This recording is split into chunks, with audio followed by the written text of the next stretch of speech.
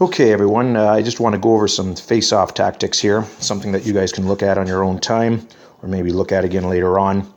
So to start with, I want to talk about offensive zone tactics.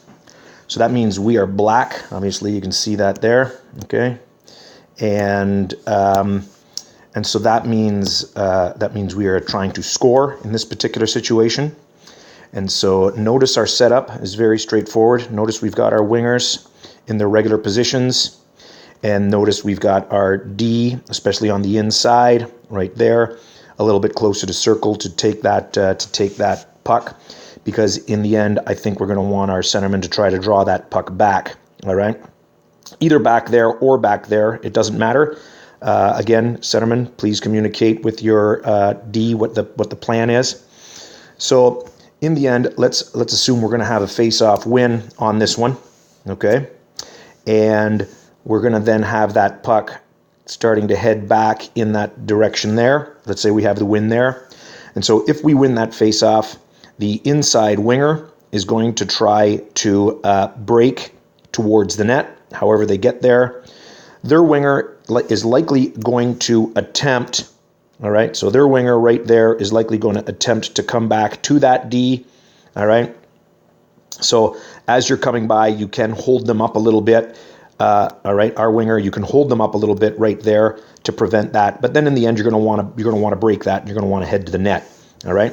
So our centerman at this point is going to want to again also try to head to the net. Okay.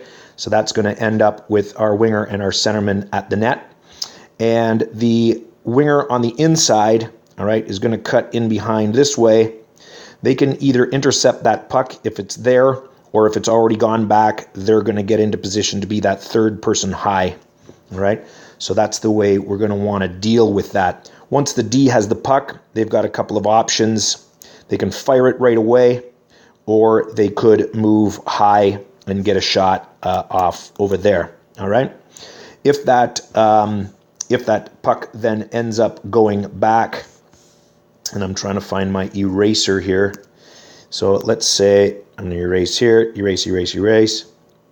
Let's say that our puck now, my eraser is struggling. I want to erase that there. Anyway, it doesn't matter. So let's say the puck then ends up going back to our other D. All right.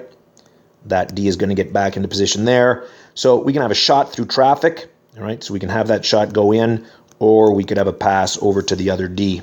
All right. But again, our centerman and our wingers, right, our winger and our centerman are heading to the net. Okay. So that is an offensive zone face-off. Now let's take a look at an offensive zone face-off loss. Okay. For that offensive zone face-off loss, we're going to expect that centerman is going to try to draw that puck back into the corner for their defenseman.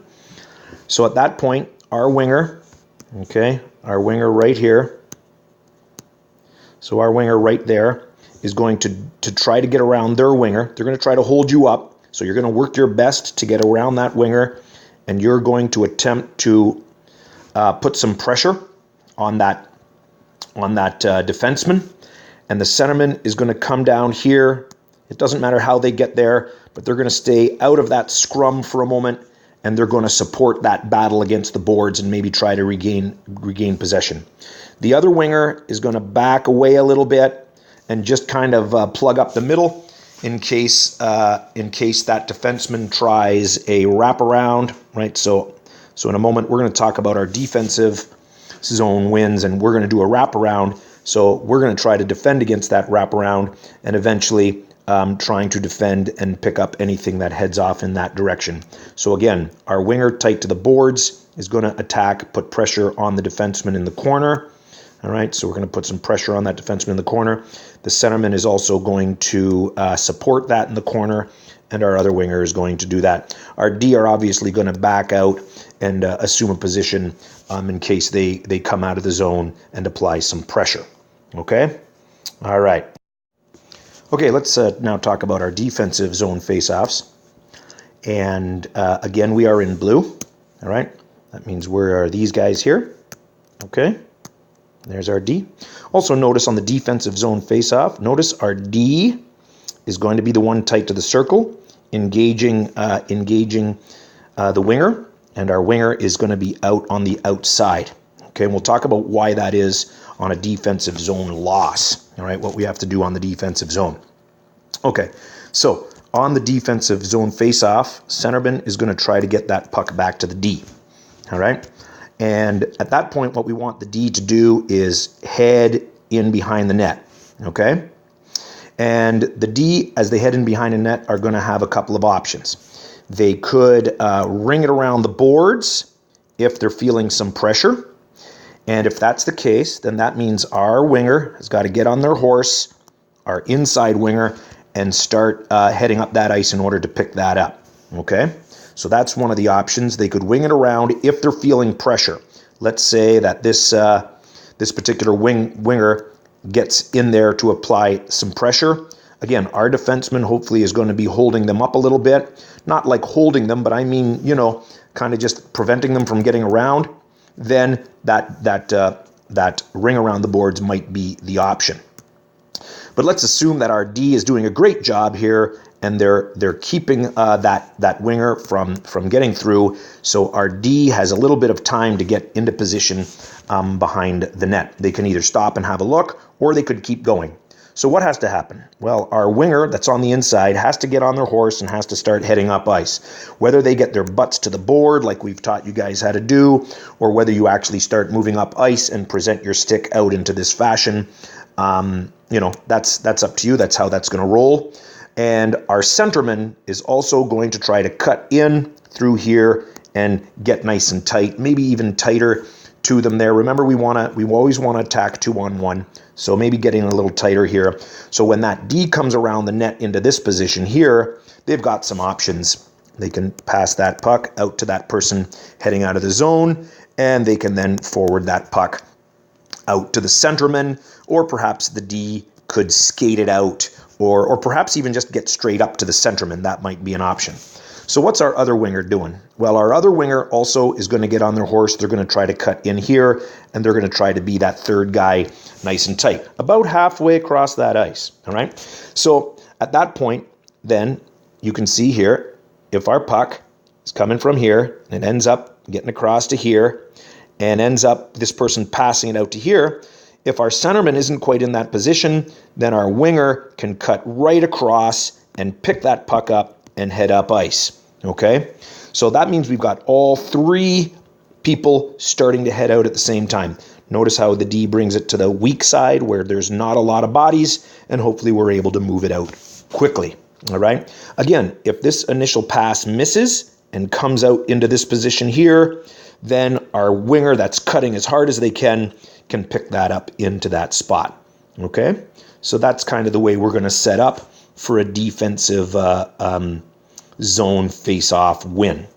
Okay, let's now talk about defensive zone loss. Okay, on the defensive zone loss, again, once I want to point out we are in blue, all right? So puck is dropped, and that centerman moves that puck back to one of the Ds, all right? So I'm not going to draw that in because I'm going to draw in what we are supposed to be doing. So the puck ends up back to one of the Ds. Let's start with the inside winger. The inside winger, notice they're not engaged with their winger. That allows them to get on that D right away, apply pressure straight to the D. The inside winger also going to attempt to get to the D. Now they're going to run into this winger here. They're probably going to be cutting across like us. If you hold them up a little bit, that's okay. But in the end, you're going to want to eventually get to that D and apply some pressure.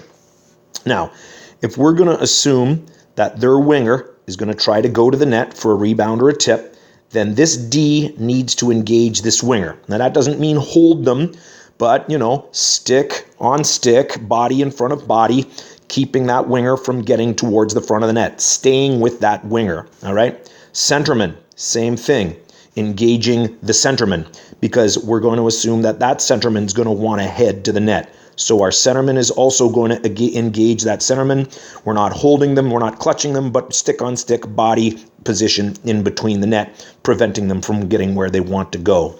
Our last position is our other defenseman, and our other defenseman is going to move into the area in front of the net, all right, and is then going to assist in any action that takes place down there, because if that shot heads to the net, then that defenseman is going to be the one who's going to clear it away into a corner, okay? So again, just to review, our inside winger is hustling out to that D. Our outside winger is hustling out to the D. Our D that is on the circle, our inside D, is going to engage their winger, try to prevent some movement, and our center is going to try to engage their center and prevent some movement. So this is some very straightforward positioning, and hopefully we can make it work. That's exciting. Okay.